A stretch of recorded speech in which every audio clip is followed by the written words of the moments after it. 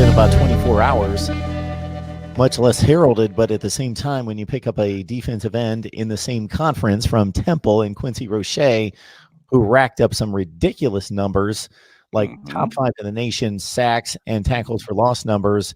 You're talking about a guy, again, some people look down at the American Conference, but my goodness, if you look at the conference, it is acquitted itself extremely well against the Power 5, and it is certainly the 6th best conference right now in college football. And shoot, some people would say Clemson might be the 5th best conference in college football. He's a guy that certainly is a great ad. Yeah, Quincy Roche had 19 tackles for loss and 13 sacks. He's already considered as, by some draft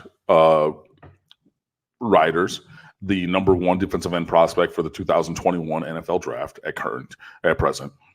He's a 5th-year senior also who's coming over, and he just has a wealth of talent. He has great size. He's 6'4", 235, 240, I want to say.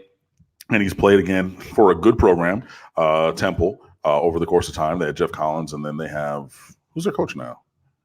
Rod Carey from Northern Illinois. Yeah. Yes. But still doing numbers, playing really well. He was the American Conference Defensive Player of the Year. So it's not even just a guy who just went out there and ran around a little bit. 13 sacks and 19 and a half tackles for loss is a lot. I don't care where you're playing.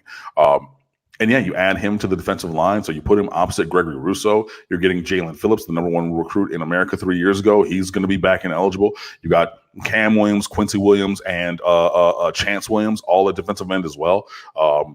Look, yeah, 3 Williamses, exactly. But look, you got all of this talent on the defensive line, and then you add more.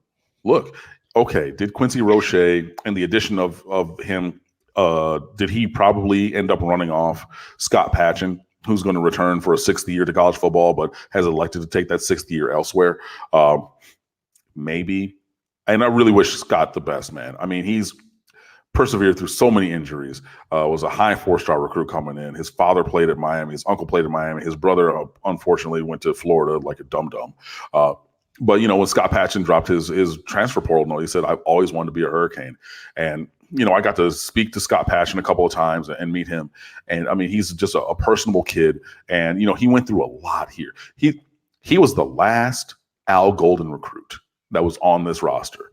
Because, yeah, he's going to be a 6th-year senior this year. I mean, he's 2015 recruiting class. But, I mean, the blood, sweat, and tears he's put into the University of Miami already. Man, I mean, I really wish him the best. I wish it would have just worked out a little bit better for him, maybe without some of the injuries or only 1 instead of 2 or 3 knee injuries, and things like that. And it is unfortunate.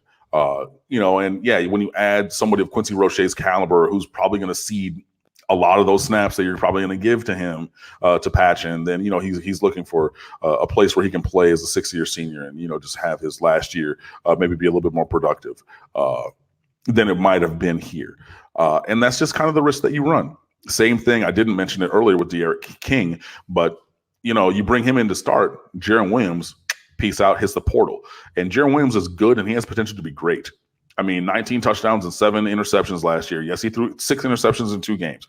Sure, his completion percentage was lower over the last 8 games than it was on the first 4, or last 7 versus 5, because there was a couple games he didn't play in when N'Kosi Perry started. I get it. But this is a guy who's going to end up at another Power 5 school, and whether he's immediately eligible in 2020 or he takes a redshirt year as a transfer before playing in 2021, Jaron Williams has all of the tools to be very, very, very good. And I wish him well also, but that's the collateral damage of bringing in D'Eriq King. That was, to me, the most readily known fallout. You bring in D'Eriq King, Jaron Williams is gone. Now, whether Tate Martell and or N'Kosi Perry choose to leave down the line also, that's yet to be seen. But I never foresaw a way that you can get D'Eriq King and keep Jaron Williams. I never saw that being possible, and that ended up being true. So, yeah, you bring in these 2 transfers and you lose 2 guys off of the roster, and Patchen and Williams directly, I believe, by getting those guys. Maybe there's a correlation but not causation for those moves, but it seems like you bring in these guys and then these guys left out. So, yeah, I wish Jaron and Scott the best going in, but, I mean, we add 2 proven players from, one of the bigger conferences. Yes, we're going to call that the 6th conference. I'm not going to call it the Power 6, but the 6th best conference in college football.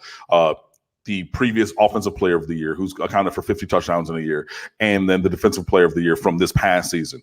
Look, I can't help but be excited about those additions, even if it cost us the guys that it cost us off the roster.